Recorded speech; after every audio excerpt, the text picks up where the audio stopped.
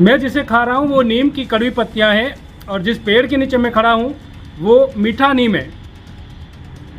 जिन्हें कड़वी चीज़ें खाने की आदत नहीं है उन्हें इससे वॉमिट हो सकती है, लेकिन जब भाषा में कड़वाहट आने लगे और उससे सांप्रदायिक सौहार्द बिगड़ने लगे तो बहुत ही विचारणीय बिंदु हो जाता है।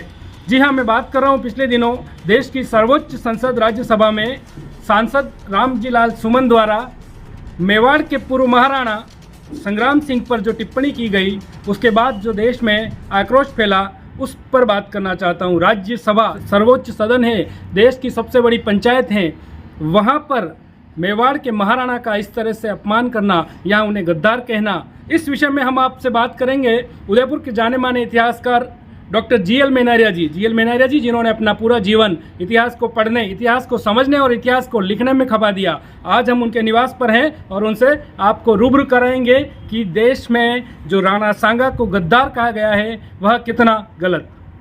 तो हमारे साथ डॉक्टर जीएल मेनारिया जी उपस्थित हैं, इनसे बात करेंगे अपन। डॉक्टर मेनारिया साहब, अभी राज्यसभा के जो सांसद है रामजी लाल सुमन, वो समाजवादी पार्टी के हैं, उन्होंने एक बयान दिया कि राणा सांगा गद्दार थे और भारत के लोग उनके वंशज हैं, ये लोग भी सब गद्दार हैं। क्या कहेंगे राणा सांगा की भूमिका पे? देखिए ललित जी, आज जहाँ तक संसद जो देश की सबसे सर्वोच्च संसद है उसमें रामजी लाल का जो बयान है वो निंदात्मक है, बर्तनी है। मैं मानते चलता हूँ कि इस संबंध में सांसद को इतिहास का ज्ञान नहीं है और वास्तव में ऐतिहासिक दृष्टि से अच्छे इतिहास का जो सोचते देखा जाए, इस प्रकरण में बाबर को सभी लोग मानते हुए आक्रमण, बाबर एक आक्रमक के रूप में भारत में आया। और जबकि राणा संग्राम सिंह जो है वो बापा कुमार खम्मी का वंशज है और राणा संग्राम सिंह तो कुंभा की तरह से हिंदुओं पर प्रतिपास माना जाता है। तो राणा सांगा को बाबर की दोस्ती की जरूरत नहीं थी। जहाँ तक संसद बात चली कि वो उसका वंशज है, अरे भाई बाबर स्वयं होमलेस है, बाबर परगना का निवासी है और वो समरकंद से आ रहा है, वो तैमूर और चंगेज का वंशज है और जिनके बाद दर्द सारी दुनिया को लूटा है। ऐसे आक्रामक व्यक्ति की तुलना राणा सांगा से करना मूर्खता है। मैं मान के चलता हूँ कि देखो ललित जी, बाबर को राणा सांगा की दोस्ती की जरूरत थी, न कि सांगा को बाबर की। क्योंकि मैं बता दूँ आपको कि 1526 के पानीपत के पथयुद्ध के पहले बाबर ने 5 बार हिंदुस्तान। जी, मैं वही बता रहा था कि स्कूलों में अभी तक पढ़ाया गया कि खानवा का युद्ध हुआ और बाबर हार गया, लेकिन इससे पहले इतने युद्ध हुए, सांगा राजगद्दी पर बैठे रायमल के बाद, तो इतनी चीज़ें क्यों नहीं बताई गई जो अब तक राणा सांगा जीते भी तो थे। बिल्कुल सही, आप सही कह रहे हैं। क्रांति यही हो जाती है, हमारे टेक्स्ट बुक में भी ये तक खुलासा नहीं हो पाता है। जनरली मेजर घटनाओं का इतिहास पढ़ना आता है। पानीपत और खानवा युद्ध का वर्णन ज़्यादा आ रहा है और वो इम्पोर्टेंट डिसाइसिव बैटल्स है। और लेकिन ये सच्ची बात है जो जहांगीर के बाबर पढ़ते हैं, बाबर नामों को जानते हैं, वो उनको पता है कि बाबर स्वयं होमलेस, और मैं जैसे कहा होमलेस था, थ्रोनलेस था और वो हिंदुस्तान चाइना जा रहा था। लेकिन 111 साल के बुजुर्ग ने कहा कि हिंदुस्तान बहुत बड़ा समृद्ध देश है और वहाँ विशाल गोल्ड है और खजाने हैं, तो वो भारत में आया। और 1500 आप देखिए 9 से लगाकर 1509 से 1616 तक बाबर निरंतर आक्रमण करता है। एक कभी वो चाइना जा रहा है, कभी भारत जा रहा है, बहरा जा रहा है, पंजाब में 3 बार आक्रमण किया। लास्ट में पंजाब में दौलत खान लोधी ने, आप ताजु करोगे, इब्राहिम लोधी के खुद के दरबारी के जो मंत्री हैं, दौलत खान लोधी, उस समय दौलत खान लोधी पंजाब गवर्नर था, उसने बाबर को आमंत्रित किया हिंदुस्तान पर आक्रमण करने के लिए। दूसरा चाचा, उसका चाचा स्वयं इब्राहिम लोधी का चाचा संतुष्ट था, आलम खनूरी, उसने भी इब्राहिम के विरुद्ध आक्रमण की आमंत्रित न की। राणा सांगा इंसान गलत है, राणा सांगा आमंत्रित नहीं किया। राणा सांगा अपने पास एक आया था, बाबर खुद ही लिखा है कि मैं एक अजीब देश में जा रहा हूँ, एक अजनबी देश जा रहा हूँ, बहुत विशाल देश है, वहाँ इब्राहिम लोधी और राणा सांगा के बीच में सब जबरदस्ती से उसका लाभ उठाने के लिए वो चाहता है नया राज्य कायम करे। बाबर को नया राज्य स्टेबल करना था, क्योंकि सांगा के पास बहुत बड़ा विशाल देश था, लगभग पूरा राजस्थान 6-5 साल।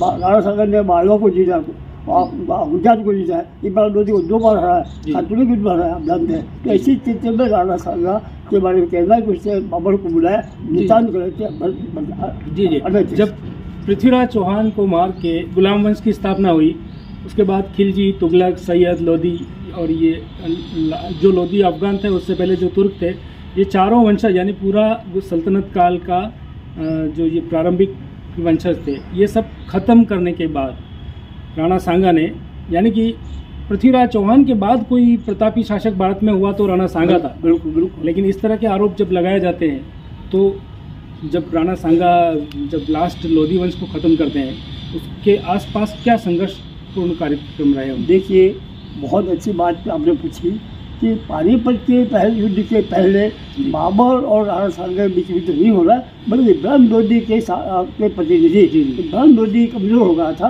उसकी कमज़ोरी का परिणाम ये हो रहा है कि वही हाल हो रहा है जो पृथ्वीराज चौहान कमज़ोर। पृथ्वीराज चौहान की कमज़ोरी नहीं, बल्कि पृथ्वीराज चौहान को दिल्ली के सुल्तानों मोहम्मद गोरी ने निरंतर मोहम्मद गोरी ने हमले किए, और उन हमलों के बाद ताइन के जो पैदा होता है। इसी तरह जो ताइन का पानीपत का पत्र भी हुआ है ये इब्राहिम लोधी के विरुद्ध हुआ है, न कि राणा सांगा के। राणा सांगा को तो बाद में पता लगा कि जब उसने प्रसाद बेच करके सहायता मांगी तो उसने सहायता नहीं, बल्कि सोचा था कि ये मेरा दुश्मन है, मतलब बाबर का भी शत्रु है। पानीपत में जीत करके आगरा दिल्ली लूट रहा है, आगरा का खजाना ले लिया, और जबकि उसने कहा आगरा आपको दूंगा। उसने प्रसाद एक दूध भेजा था, और वास्तव में बाबर ने एक दूध भेजा था और चित्तौड़ भेजा था। काबुल से खुद लेकर आत्मकथा में कि मैं काबुल में था तो मैंने एक दूध वहाँ भेजा चित्तौड़ में कि आप उधर से मेवाड़ से आइए, आगरा की तरह आइए, और मैं इधर से दिल्ली आऊँगा, और एकदम मेरी पास हो जाएगा तो दिल्ली की सीमा मेरी होगी, आगरा दिल्ली आपका मालिक होंगे। तो आगरा दिल्ली का मालिक बनाने का प्रलोभन दे दिया। और राणा सांगा तो बहुत डिप्लोमेट थे, बुद्धिमान थे, जीनियस थे। उनको पता है कि पहले भी हिंदुस्तान के इतिहास में से विदेशी लोग आते हैं, चाहे वो अरब हो, चाहे तुर्क हो, खिलजी हो। तो इसी स्थिति में अब राणा सांगा जरूर बहुत बड़ी विशाल सेना लेकर गया। चित्तौड़ से 1 लाख सैनिक सेना लेकर गया, जबकि बाबर लेकर 2,22,000 राणा सांगा सेना की विशाल सेना लेकर 1 लाख सैनिक थे राणा सांगा। हाँ, राणा सांगा पे जी लोकल सोर्स कहते हैं। और बाबर नामा खुद भी बाबर में सूची दी हुई है, 2,22,000 सेना बाबर की राणा सांगा पास थी। बाबर के तवारी के पिछले बाब में लिखा हुआ है कि राणा सांगा हिंदुस्तान की बहुत बड़सोड़ी ताकत रखा सकता है। उसकी झंडे के नीचे 108 राजा राव थे, जिसमें मुस्लिम भी था, अब्बास भी था, हसन खान लोधी भी था, केवल बदलवा इतना बड़ा शक्तिशाली था। मैं समझता हूँ विजयनगर के राजा, विजयनगर और मेवाड़, उत्तर भारत में मेवाड़ और दक्षिण भारत में विजयनगर, ये 2 हिंदू राज्य ऐसा बाबर दिखा रहा है। हिंदुस्तान में 2 ही हिंदू राज्य है जिनको जीते बिना मैं हिंदुस्तान अधिकार नहीं करता। इससे स्पष्ट है कि बाबर ने स्वयं प्रस्ताव भेजा, जिसको राणा सांगा ने माना नहीं। लेकिन ये बात जरूर है, सिलंदी रायसेन का जो शासक है सिलंदी तंवर के द्वारा तो सामंतों को कहा था कि प्रस्ताव आया है, आप विचार कीजिए। वो लोग युद्ध नहीं चाहते थे, युद्ध नहीं चाहते थे। ऐसी समझौते शांति की वार्ता एक प्रकार से प्रस्ताव था कि अपन मिलकर सीमतें कर लें। इसी स्थिति में राणा सांगा ने भी उसको अपना दूध बेच के प्रस्ताव को माना। ये लेकिन बाद में पता लगा कि राणा सांगा पहुंचा, उसके पहले से आगरा जीत लिया, अपने पुत्र हुमायूं को आगरा भेज दिया, दिल्ली जीत गया हुमायूं। और कोई नहीं मिला विश्व का समृद्ध हीरा बाबर नामा में जो लूट को माल मिला है आगरा दिल्ली के खजाने में, वो नहीं हुई है। तो इससे स्पष्ट है कि वो उसी तरह लालची तरह से महमूद गजनवी की तरह लालची भी था, और मोहम्मद गोरी की तरह से वो आक्रामक भी था, साम्राज्यवादी भी था। इससे स्पष्ट है कि बाबर ने भारतवर्ष में मुस्लिम राज्य की स्थापना की। आपने सही कहा कि मोहम्मद गोरी के ने 1192 में जिस तरह से दिल्ली में राज्य स्थापित किया, इसी प्रकार से सैयद लोधी के पतन के बाद बाबर ने नया मुगल राज्य कायम किया, जो औरंगजेब तक रहा। औरंगजेब मतलब सल्तनत काल पतन और मुगल काल, इसके बीच में सांगा प्रभावी था। बहुत सारे हिंदुस्तान में, पूरे एशिया में राणा सांगा के प्रताप को सभी जानते हैं। भाई बाबर बार लिख रहा है कि इतना शक्तिशाली शासक के उसकी जनता के नीचे समस्त। आप देखिए पृथ्वीराज को कच्छाबा, जयपुर का राजा कच्छाबा, बिल्कुल वो उसका कर्ज है। इसका मतलब हुआ कि समस्त राजस्थान, भरतपुर, बयानगांव, बीकानेर, गंजाना, इधर आप प्रतापगढ़ देवरिया, मांडू को धराया है, मांडू गुजरात को हराया था, लेकिन समस्त राजस्थान की राज लगा उसके अंदर में थे। आप देखिए कि जब आप मुसलमान तत्कालीन मुस्लिम शासक हसन खान लोधी जो कानूर का शासक है वो उसका है आलम खान लोधी। अच्छा, मोहम्मद लोधी इब्राहिम लोधी हार गया, उसका भाई हसन महमूद लोधी भी सत्ता लड़ा।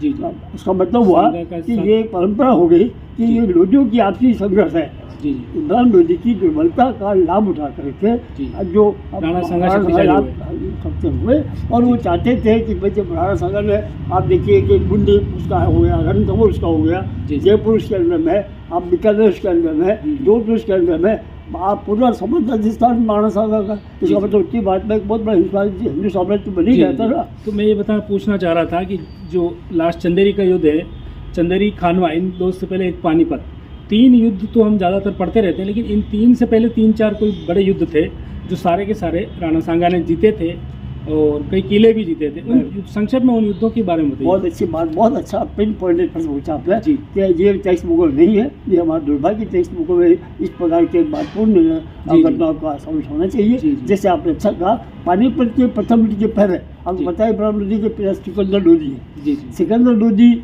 और राणा सांगा के बीच में उसी प्रकार संघर्ष चल रहा। जी जी। तो इब्राहिम सिकंदर की मृत्यु के बाद इब्राहिम लोधी गद्दी बैठा, तो इब्राहिम लोधी ने मेवाड़ की ओर हमला किया।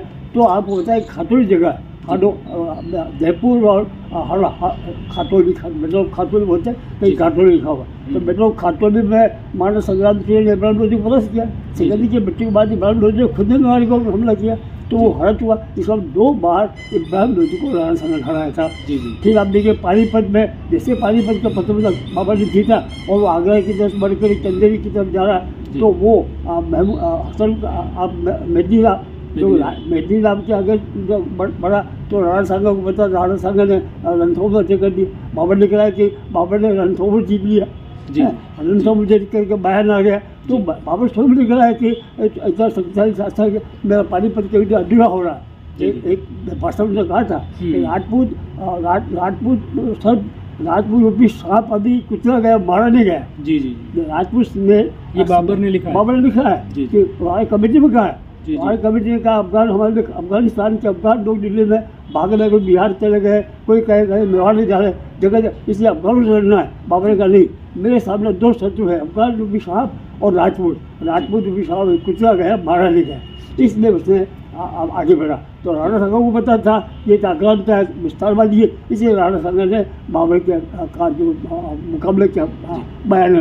अब पता बयाना का बहुत इंपॉर्टेंट डिसाइड है। खानवा युद्ध के पहले बयाना का जो बहुत इंपॉर्टेंट है, बाड़ी धौलपुर, बिल्कुल बाड़ी इम्पोर्ट था नहीं है, ये बाड़ी वेरी इंपॉर्टेंट स्ट्रेटेजिक पॉइंट है। तो बाड़ी का बयान है और यही आप साबित पॉइंट है। और राणा साहब को पता था कि बाड़ी से बाड़ी होकर के चित्तौड़ को आएगा, लेकिन बाबर जो कूटनीतिक था उसने अपनी वास्तविक सेना तो खानवा भेज दी, खानवा। तो राणा साहब बाबर ने खुद ने लिखा कि मैंने शत्रु को चकवा देने के लिए एक सेना दिखाने के लिए भेजी बयानी को। तो बयाना युद्ध के 21 दिन बाद राणा साहब की सेना खानवा पहुंची, और वहाँ आप जानते हैं कि बाबर के पास जो तोहफाना था वो राजपूत के अनपिकी थे। ये हमारा दुर्भाग्य है, जो कहना चाहिए हिंदुस्तान की वार स्थिति कभी थी कि तत्कालीन परिस्थितियों में बाबर ने एक बहुत श्रेष्ठ तोहफाना का प्रयोग किया, और वो तुड़ुकबा जिसको आप फ्लैंकिंग मूवमेंट बोलते हैं, flanking movement, that is important. Babur की वार टेक्निक में 2 इम्पोर्टेंट चीज जो दुनिया में, बाबर के रणनीतियां भारी थी, इसलिए खानवा हार गए, बस यही। बाकी सांगा को हराना मुश्किल था। राणा सांगा हराना बहुत मुश्किल, राणा सांगा को मेवाड़ के किसी भी शासक को, और ये खुद बाबर ने तुझु के बाबरी में बाबर ने खुद ने भी कहा कि अगर मेरे पास तोपा नहीं होता, मैं तुड़ुकबा का प्रयोग नहीं किया होता, मेरे पास तेज धावक घोड़े नहीं होते, तो ये हमारा दुर्भाग्य, हमारी सेना में हाथी का प्रयोग होते हैं। और हाथी आप जानते हैं, राणा सांगा खानवा में हाथी बैठ के था, और 3 लगा आग में, तो मुश्किल हो गया। राणा सांगा हाथी में बैठ कर था और बाबर घोड़े पे था, और तुड़ुकबा में घोड़े का ही प्रयोग होता है, शत्रु को पीछे से घेरना, वो फ्लैंकिंग मूवमेंट बहुत कम लोग जानते हैं। वार तेजी में आगे टोपे लगाए, और टोपे भी जंजीर बांधी हुई होती है, और टोपे के जो गोले आग उगलते हैं, तो राजपूत उसको वीर राजपूत योद्धा उनको 7 से 7 में पेश कर रहे हैं, और वो मारे गए, लाखों लोग रातों रात कुछ पहाड़ काट के भी रास्ता बना। हाँ, वो जो गाँव है पानीपत है, पानीपत जो गाँव है, रास्ता खाया खोजी करे चाहिए 30 दिन, मतलब लगभग 3 सप्ताह तक बाबर ने खानवा की तरफ से अपनी वार नीति के लिए शत्रु को सब उसके विशाल सेना को खत्म करने के लिए रणनीति बनाई। उसने बहुत गहरी खाया खोद के प्रवेश कर दिया, नीति बिछा दी, उसको अगर शत्रु को चारों ओर गया तो उसकी रणनीति श्रेष्ठता से जीता, वीरता साहस है। तो ये थे डॉक्टर GL मेनारिया जी, इतिहासकार हैं इन्होंने अच्छी तरह से बताया कि 1509 से लेकर 1527 18 साल के लगभग महाराणा संग्राम सिंह राजगद्दी पर बैठे थे, और जब से उन्होंने युद्ध लड़ने शुरू किए थे, मुख्य रूप से 1517 से लेकर 1528 तक लगभग सभी युद्ध उन्होंने जीते थे। आखिरी युद्ध खानवा का युद्ध था, जिसमें वो इस वजह से हारे कि उनकी रणनीतियाँ कमज़ोर थी। तो डॉक्टर मेनारिया ने बहुत डिटेल से हमको बताया, और आज ये चीज़ स्पष्ट कर दी इन्होंने, इतिहास इन्होंने बहुत पढ़ा हुआ है, और आज ये चीज़ स्पष्ट कर दी कि महाराणा संग्राम सिंह खुद बाबर से लड़ना चाहते थे, और बाबर इस चीज़ से दुखी था कि दिल्ली आगरा तक तो संग्राम सिंह पहुंच चुके थे। संभवतः कुंभा के बाद में वे बहुत शक्तिशाली दूसरे राजा थे, जिन्होंने इस तरह से इन विदेशी आक्रांतकारियों को छका दिया था। पृथ्वीराज चौहान के बाद वापस एक बार हिंदुस्तान में हिंदुआ सूरज चमक रहा था, इन्हें हिंदुआ सूरज भी कहा जाता है। बस कुछ मामूली कमजोरी की वजह से मुगल काल की स्थापना हो गई, लेकिन अगर संग्राम सिंह नहीं होते तो ये खराब स्थिति और बहुत पहले आ सकती थी और बहुत अधिक हो सकती थी। उदयपुर न्यूज़ के लिए मैं ललित मेनारिया।